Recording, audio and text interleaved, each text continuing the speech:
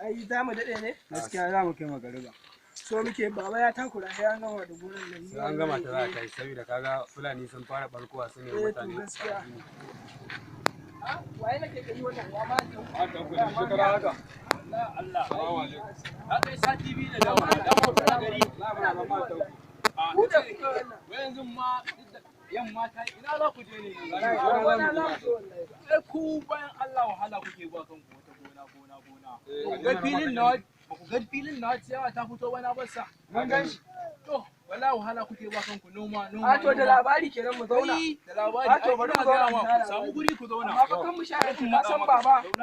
Mutumi na kai sati biyu da dawowa. Allah. Kai to ku nan kun zo kuna ba kanku wahala kai da ka riko wannan sassabe za ka yi ne? Ni sauri muke ma da Allah mu yi mata saboda kar mu je za a iya mana faɗa a gida. Wallahi daga yau zan ba ku shawara. Ku daina zuwa gona noma.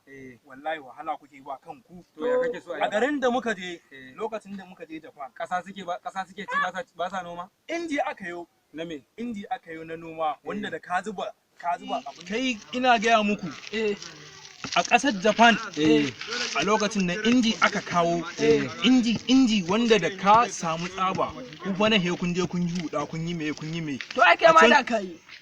ina gaya ma ai a can ni na sa hannun jari An samu ci gaba kenan. an samu ci gaba yanzu aka tarela 180 nan aka loda mu Ta ƙarya ko ta amfani? ta gaske To. ina gaya maka da an zuba tsabon nan a ciki sai ka tare bakin buhu iya san ranka kawai ka ga abu rakata Kai.